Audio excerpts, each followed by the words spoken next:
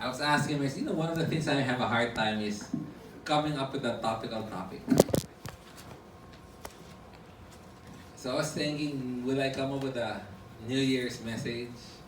Or will I continue with Genesis? And, God told me just to continue with Genesis. So we're now looking at Genesis chapter 36. We're now in Genesis chapter 36. And I entitled the message, Love Your Brother.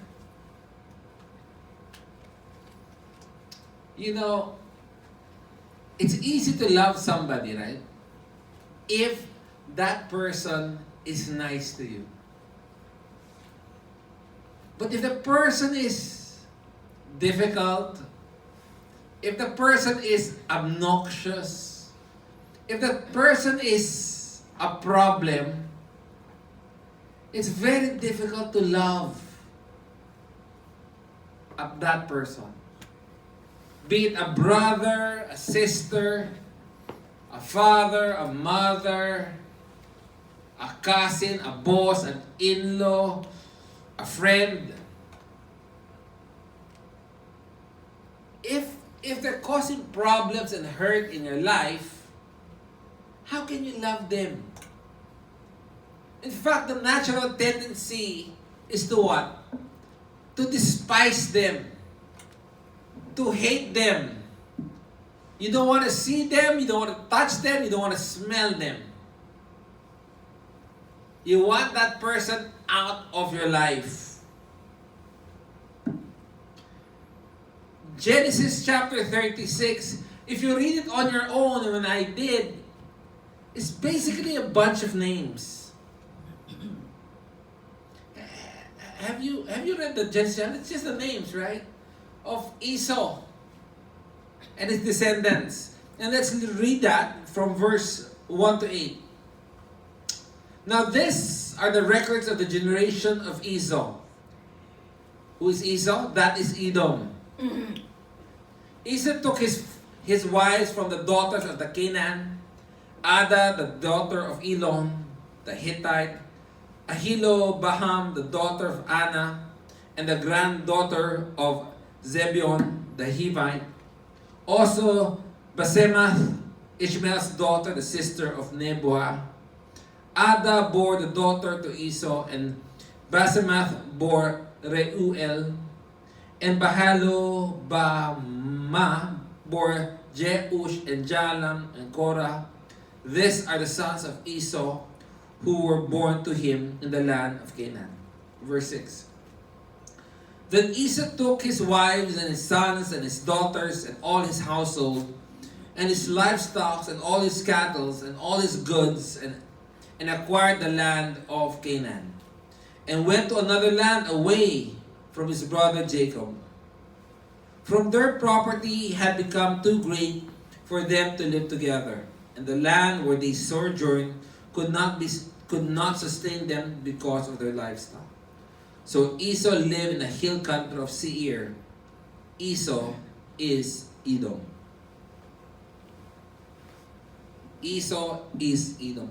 In chapter 35, we saw Jacob, right? And his 12 tribes.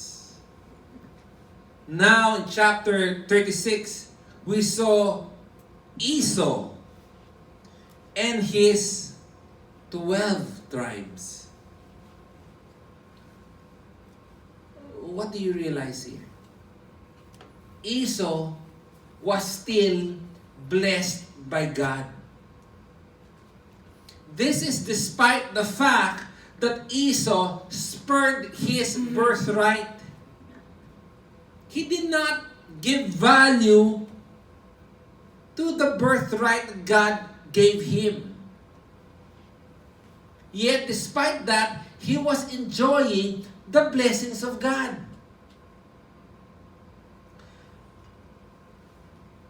God did not forget Esau, despite his actions, despite him rejecting God.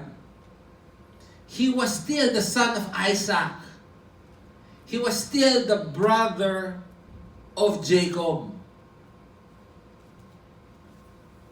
And even before he was born, we are to remember God made a promise. In Genesis chapter 25, verse 23, it says, two nations are in your womb, and two people from within will be separated. One people will be a stranger, stronger than the other, and the older will serve the younger. One people, that's Esau, will be stronger than the other. And if you look at verse 19 and onwards in chapter 36, what do you see? The names of the descendants of Esau. And who are they? The chieftains, the kings. God bless Esau. God kept his promise with Esau despite what Esau did, rejecting the birthright.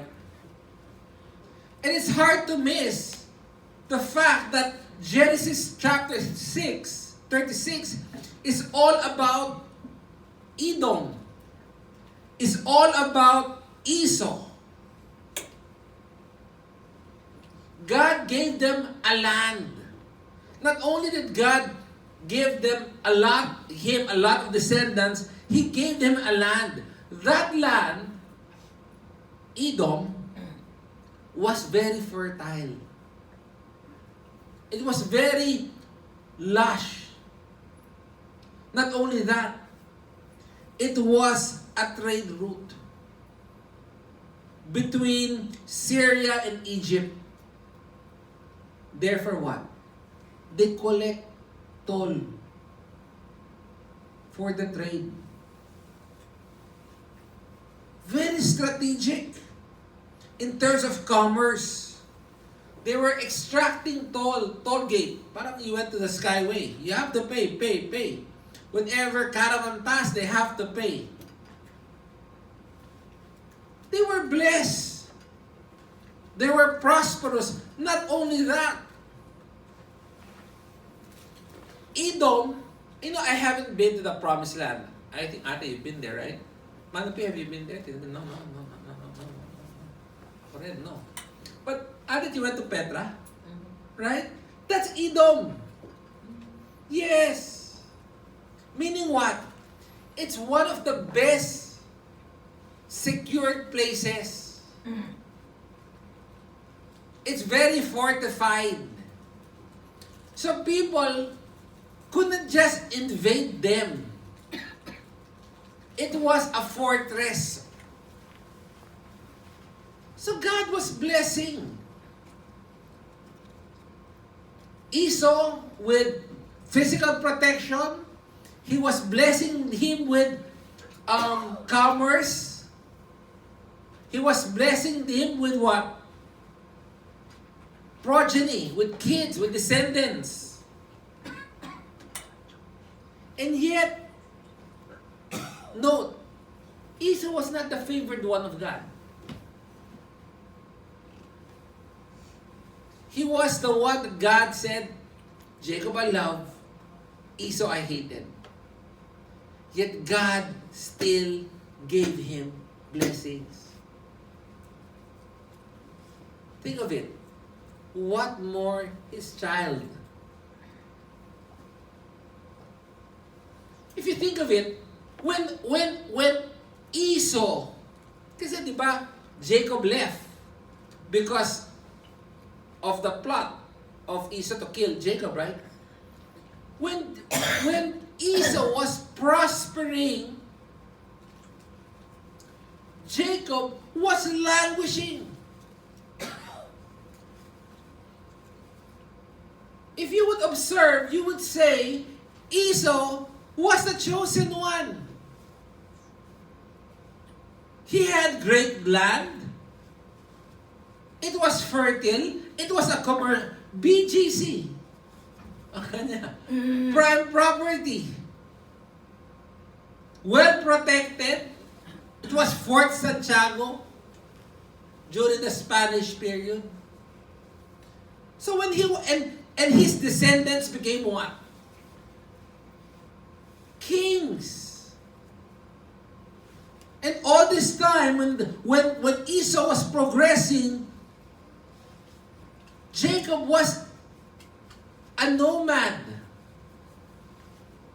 in the desert, fearful for his life, ending up being like a slave to his father-in-law, his uncle Laban, for 20 years being deceived. It was hardship for the chosen child of God. Yet it was prosperity to the one cursed by God. Why? Sadly, a lot of us nowadays, we connote the blessings of God with prosperity. When in reality, I don't see that. Now, granting, Jacob eventually became rich. But he was still a nomad. He had no permanent place. That's why he had to go back to the promised land. It's so funny. Their father, Isaac, had a similar situation, right? It was not unique to Jacob and Esau. Isaac and Ishmael. Isaac was the chosen one. Ishmael was not the chosen one. What happened to Ishmael? He prospered. What happened to Isaac? He had no kid. What would come to mind? Lord, why me? Lord, there's something wrong. But I realized there's nothing wrong. Generations after generation, this was the case. Because God is intent in molding us. And He uses the anvil of difficulties in our life to mold us. Wala na ba yung mga kwento dyan? God is not a killjoy. He has a purpose. So Esau was like Ishmael and Jacob was like Isaac. Because God is more concerned with our character than our comfort. Lord, I prefer comfort than character. Lord, I prefer wealth than my personal worth. Lord, I prepare to be great, not growth. The anvil of God are people and circumstances. That is the anvil of God. And God will pound you with what? People and circumstances. No other method. And yet we complain with God. God, why is life so hard? Why is life so difficult? And we tell God, God, can you please stop this difficulty? But that is the tool that God uses in the life of Jacob, in the life of Isaac, and in the life of every believer. Why? Because God wants to break us before He can mold us. Unless you're telling me you're perfect. We're not perfect. How can we be perfect? We're not. So God will pound us, pound us, pound us with difficulties, with trials. Sabi ko, there's two things lang. People and circumstances are the tools that God used to mold us.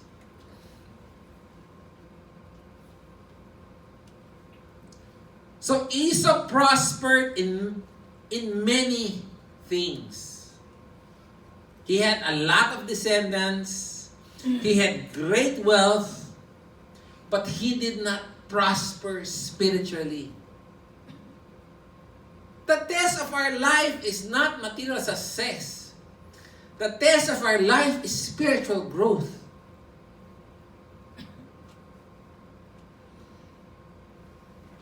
And the thing is, we measure our life by our success. We measure our contentment with our physical situation. In this case, then Esau is blessed. He had a fortress. He had good land. He had many descendants. He had money. I was told in today's currency, he was earning about $6 million. Pwede na. Medyo mayaman rin pala. How can he be cursed by God? But he is cursed by God. For all intents and purposes, Esau was doing great. And you would think he was the blessed person. Don't judge the book by its cover. Sabi nga ni Melanie Marquez, right? I can't remember. I can forget that. Don't judge my brother, he's not a book. When Joey Marquez said, don't judge my brother. Sa quotable, quota. Right? So despite his success, we see the sins of Esau. First is what? He despised his birthright. Meaning what? He gave little regard. He did not care that, because if you had the birthright, you have double portions. Your brother inherits 1 million, you inherit 2 million. Second, you had also spiritual blessings. Meaning what? You're the family head and you're the high priest. Okay yun. I mean, okay if you want to take it up. And not only that, because they're in that line, it is through your line that the Messiah will be born. Very good. But what? The Bible tells us, Esau despised his birthright. Second, Esau chose physical over spiritual. He sold his birthright for what? A bowl of soup. Go to Hebrews, please. Hebrews chapter 12.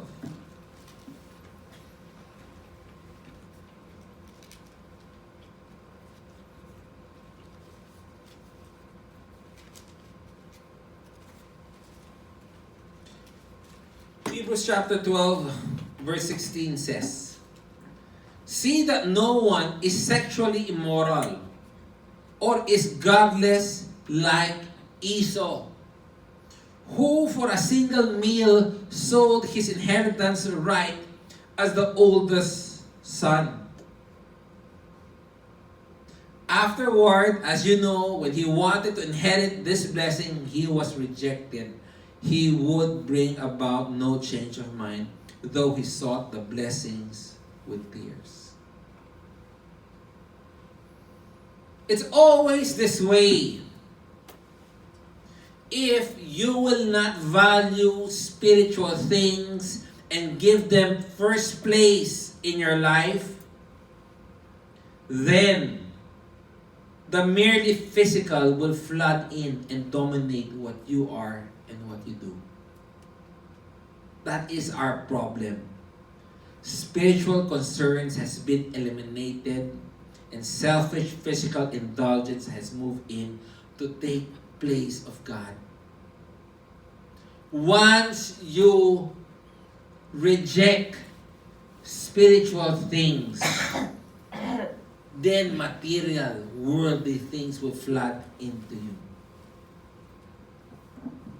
That's the problem of Esau. He despised spiritual things. He did not want the responsibility of being the high priest, the head of the family. No surprise, his family was a wreck. I mean, we saw last time, right? The family of Jacob was totally a wreck. But with Esau's family, you will note that there was really almost no God. How do I know that? By the names of his kids. The names of his kids, Ada means ornament, Bethmath means perfume, Eliphaz means pure gold.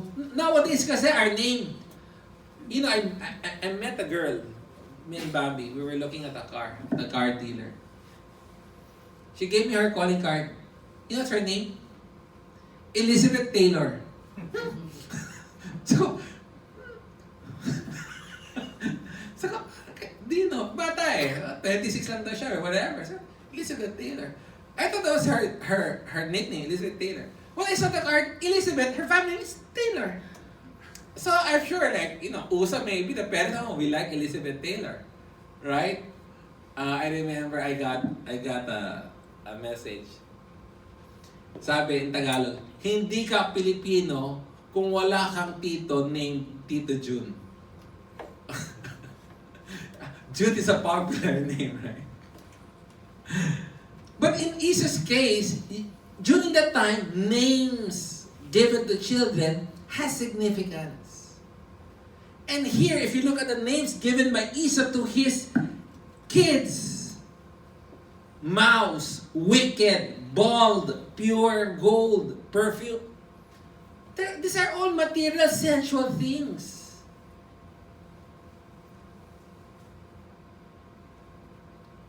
He had only 2 kids that has the name God in it. So Esau cut himself from the covenant line by marrying Canaanites. In fact, if I'm not mistaken, one of his wife was the daughter of Ishmael. No wonder, remember in Genesis chapter 26, when Esau got married, it says, Genesis chapter 26, verse 35, were a source of grief to Isaac and Rebekah. Remember that? The wife of Esau was a source of grief to Isaac and Rebekah. He married himself outside the line, and he also lived outside the promised land in search of greater prosperity. Another sin of Esau is what? Pride.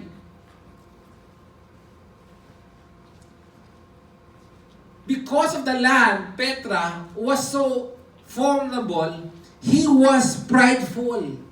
You know, there was this guy, his name is Jonah Ludwig Burckhardt. He was a explorer in the 1800s. And he wanted, because Petra was long gone, no one heard about it. But this guy heard about it. And he wanted to check Petra if it's real. But the Arabs would not let him enter Jordan. So he was confused. How can I see it? I'm an explorer. And yet he did. He said, I want to enter because I want to make an offering to your forefather Aaron. And they couldn't refuse that. Is that the case? Okay, come in. You can now explore our land. And Aaron is buried somewhere there. And there he tried to look for Petra. And indeed, he found Petra and he was at awe when he saw it. And it was told that, because the entrance is so narrow, right? I haven't been there.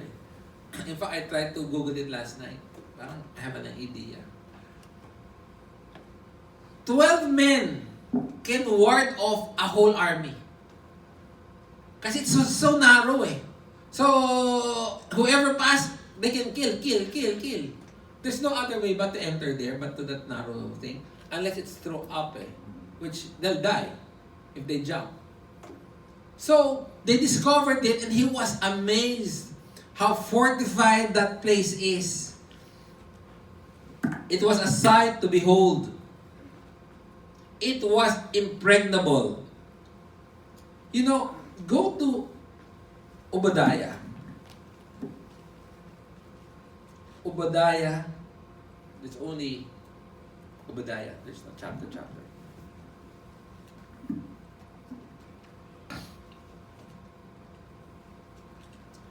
In verse 3, it says, "Who can bring me down to the ground?" Esau was very proud. And he was saying, "Who can bring me down to the ground?" Verse 4 says, "Though you soar like eagle and make nest among the stars, from there I will bring you down."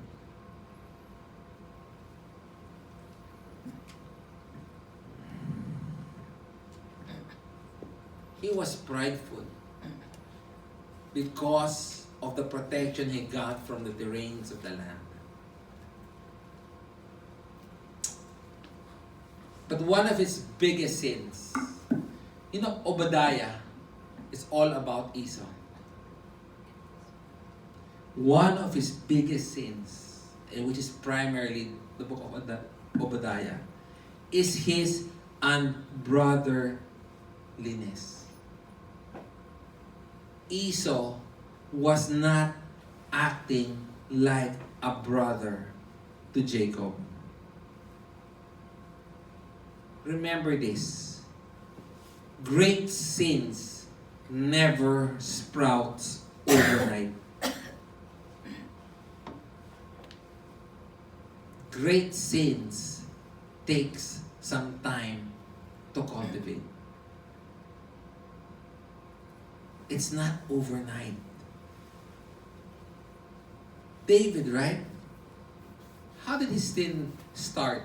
He started first by staying at home, not going to battle.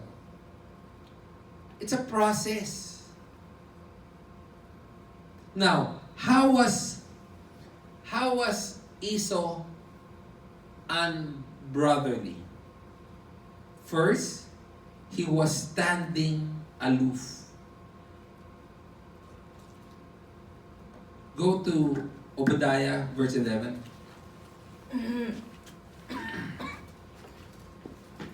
It says, "On the day you stood aloof while strangers carried off his wealth and foreigners entered his gates and cast lots for Jerusalem, you were like one of them." How was he unbrotherly? He was aloof. When people were stealing, what was he doing? He was standing at a distance. Not caring. Wala akong pake. That's his life. That's his business. That's his problem. And the Bible said Esau or Edom was acting like one of them by being indifferent. It is said, refusing to come to the aid of someone in need is the same as rendering the harm to yourself. He was indifferent to the difficulties of his brother. Edom was one of them. He acted like a Babylonian. He acted like an enemy, not like a brother who would help a fellow brother in need. Edom did not lift one finger to help Judah. What else? And if you think of it, remember Cain and Abel? Right? Cain was jealous of the offer of Babel. That's why Cain killed Abel. And God said, "Where is your brother Abel?" And Cain replied, "Am I my brother's keeper?" And the answer there is, yes, you are your brother's keeper. The Bible says, if you know the right thing to do and you do not do it, that is sin to you. How else? How else was Edom unbrotherly like? Verse 12, it says, "Do not gloat over your brother's day, the day of his misfortune." Not only was he indifferent, he was gloating over it. Meaning what? He was looking down. He was looking down at his brother. Siya kasi. You know that? A brother does something and you look down on them. Third, in verse 12, what was Edom doing? "And do not rejoice over the sons of Judah."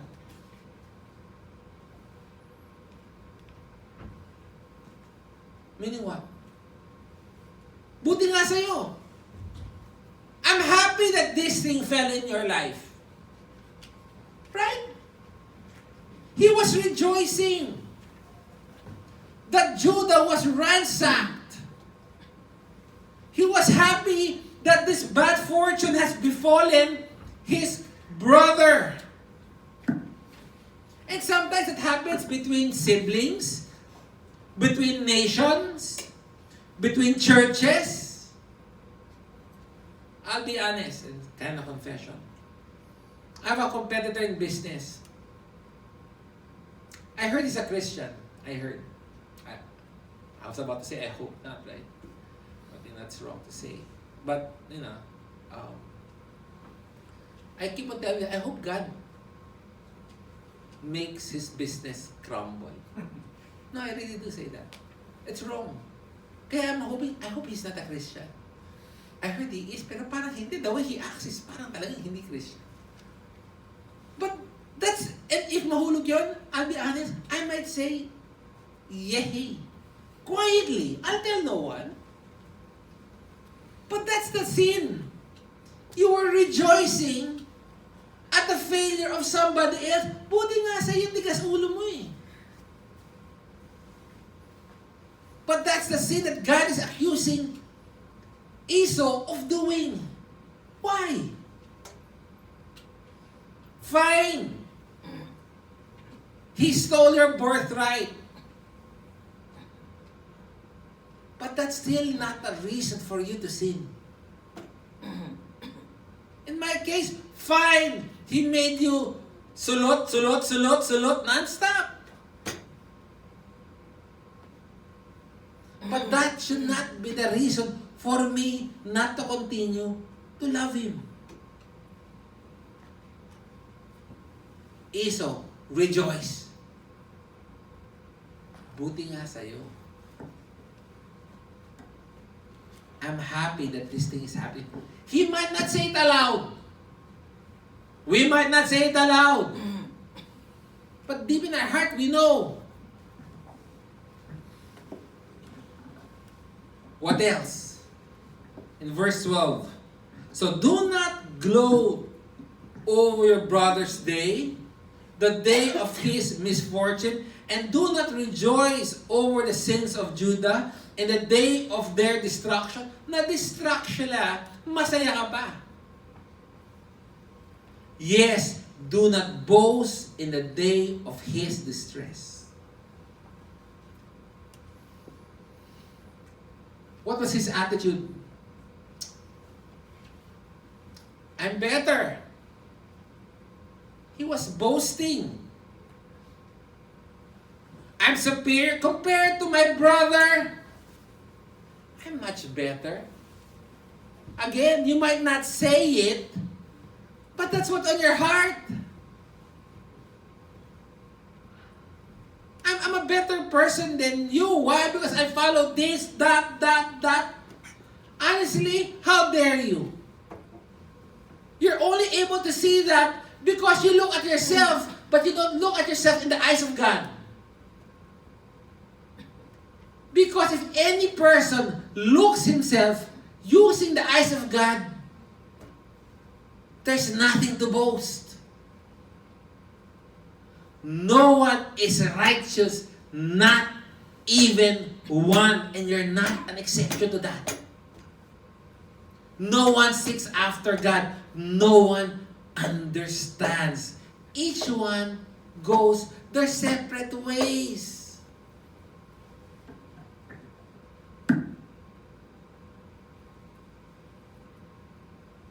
He was boasting.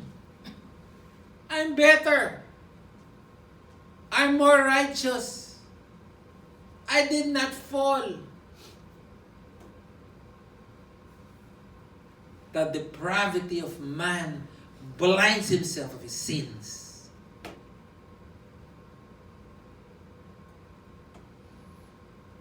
So, Esau stood aloof when Jerusalem was in trouble.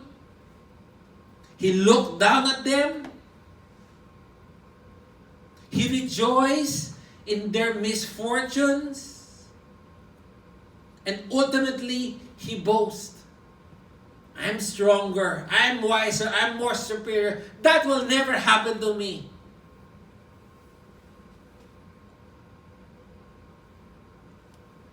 All of this was inward. No one knows. Outwardly, people would think he was blessed. But inwardly, God sees the darkness of his heart. Matthew 23:28 says, so you too outwardly appear righteous to men, but inwardly you are full of hypocrisy and lawlessness. Sabi nga sa Tagalog bulahin mo, lelang mo. I don't know if that's I don't know. Did you hear that statement? No. You never heard? I don't think, is that a public thing? I don't know. But bulahin, I don't know. I thought that was a common term, but to me, I thought it was common. But yet, again,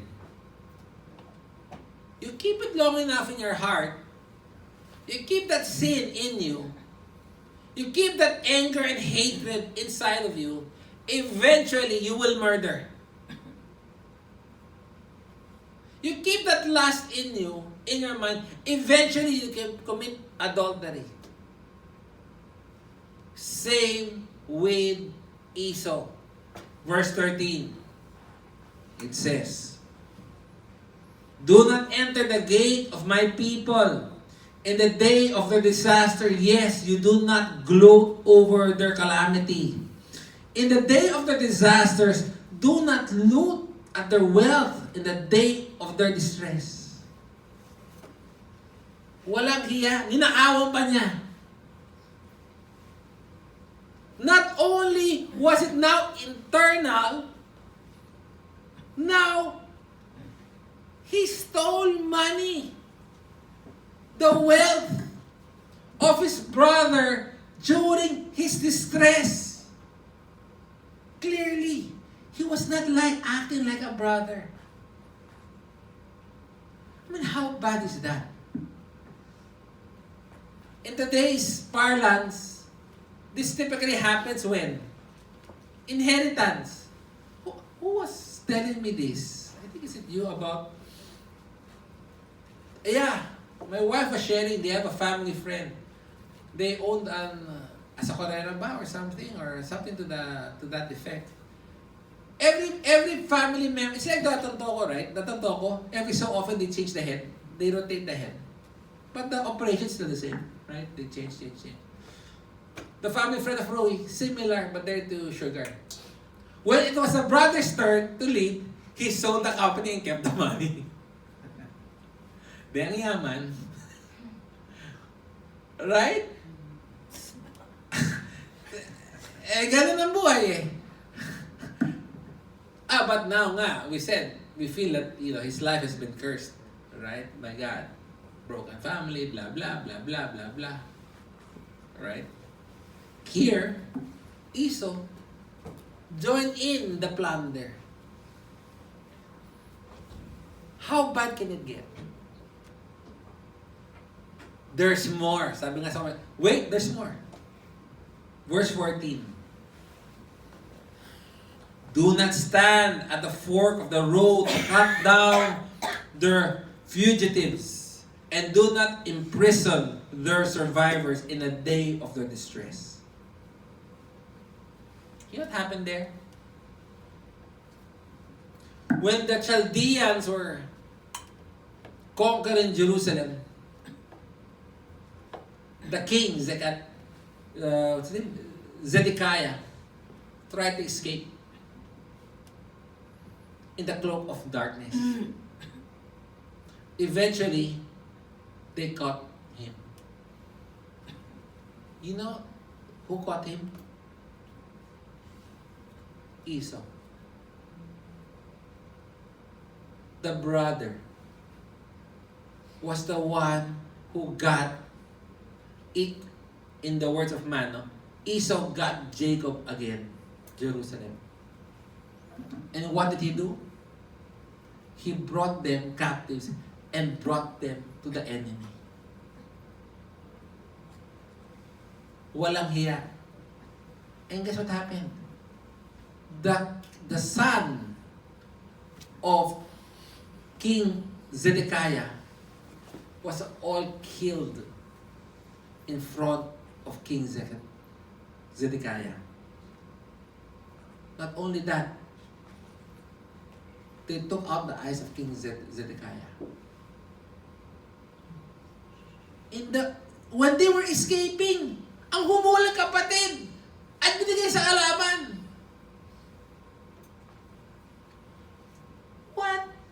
What the? Hey, what would you feel if your brother does that to you?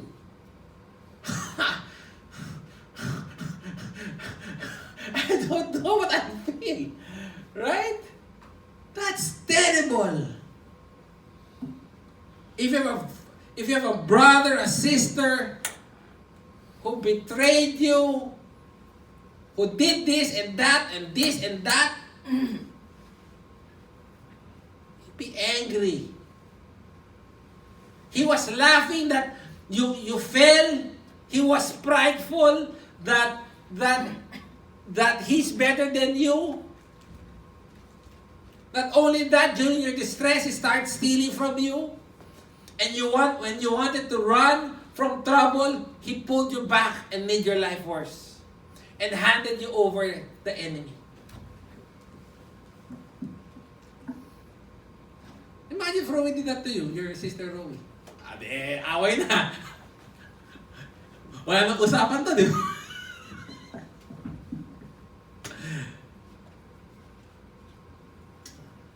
But you know what? You know what God instructed His people? In Deuteronomy 23. Can you go to Deuteronomy 23?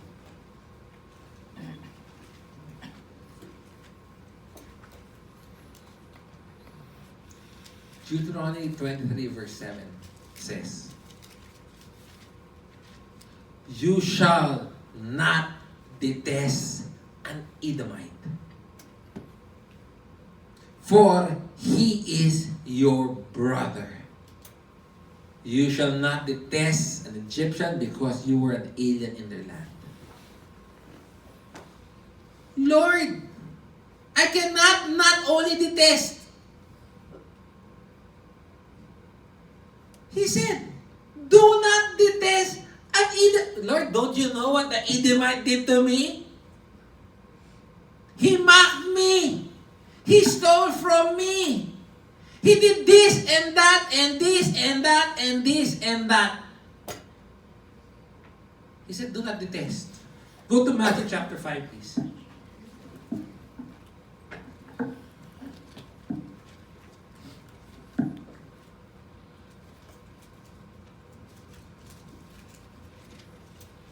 Matthew chapter 5, verse 43 says, you have heard that it was said, you shall love your neighbors and hate your enemy. By the way, the Bible never said that, to hate your enemy. The Pharisee got it wrong. They were putting the teachings at that time into the teachings of God. But I say to you, love your enemies and pray for those who persecute you. What? Yes. Love your enemies and pray for those who persecute you, so that you may be the sons of your Father who is in heaven. To prove that you are the sons of your Father who is in heaven. For He causes His sun to rise on the evil and the good, and send rain on the righteous and the unrighteous. 46. For if you love those who love you, what reward do you have? What's the difference? If you only can love those who are nice to you, do not even the tax collector do the same? Even evil people will love people who are lovable to them. If you greet only your brother, what more are you doing than others? Do not even the Gentiles do the same? Love your enemies and pray for those who persecute you. To be persecuted because of righteousness is to align ourselves to the prophet, according to Matthew chapter 5 verse 12. But to bless and pray for those who persecute you aligns ourselves to the character of God.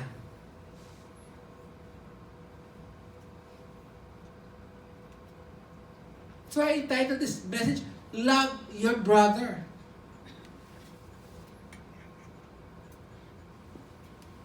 Easier said than, I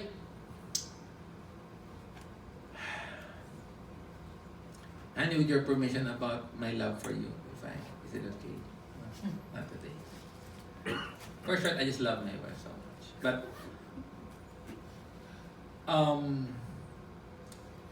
you remember Jesus when He was born? What happened when Jesus was born? Who was the head of that? Herod. Herod the Great. Right? Herod the Great was the head at the time. What did he do? Had all the kids, so that Jesus would be killed. Eventually, who took place of Herod the Great? Herod Antipas, who is the son of Herod the Great. What did Herod Antipas do? He and Pilate in Acts chapter 4 conspired to put Jesus to death. Herod Antipas tried to clean his hands eh. Di ba pinasa niya kay Pilate ulit? But in Acts, the apostle said it was Herod and Pilate who put Christ to death. Guess what? Herod the Great and Herod Antipas were Edomites from the line of Esau. And Jesus from the line of Jacob. Unbelievable. to me. And yet today, in Acts chapter 15 and Revelation chapter 7, the Bible says, Christ reconciled Esau and Jacob through the cross. Christ still died for them. And they are Edomites. There are Edomites in heaven right now. Amazing. So the requirement of God is asking us is something that He has done. We are looking at the life of Esau. And the story does not end with that he's really bad. The story should end. He's really bad, yet we will love him. Why? Because I am the Son of God. Fine if you're not a Christian, no, fine. But because you are a son of God, we are able to love our enemies and pray for those who persecute us. Jesus said that, and He did it to the very family that tried to kill Him from birth. He didn't exist in the start. They got Him in the end. Amazing. Amazing story to me, this Jacob and Esau. And it ends there. Because next week, we're entering into the life of Joseph. What do we learn? God keeps His promises, even to those who rebels against Him. Right? The blessing of God does not change. The promise of God remains. He kept His promise to Esau. Second, present circumstances is not an indication of your spiritual truth. Sabi ko nga, most Christians, my devotion to my kids last night. Ako, kids, why are you guys not being persecuted? Why? Are you living a compromised life? Right? That was my message to you guys last time. A life of hardship, of difficulty, is part of the Christian life. It is the anvil that God uses to mold us. Don't reject it. Accept it. For all things, yung word of all things, dun sa Romans chapter 8, means all these bad things that is happening around you is for your good. Now, you can make it for your bad. You can. But it's meant for good. Learn and grow in it. Lastly, like Jacob, like Jesus, we are to love. Not those who are lovable, but those who persecute us and are enemies of us. I never realized Genesis chapter 6 was this. That it was about Esau. And yet I tried to take it to the end. And I found at the end, it was still for the glory of God. Thus says the Lord.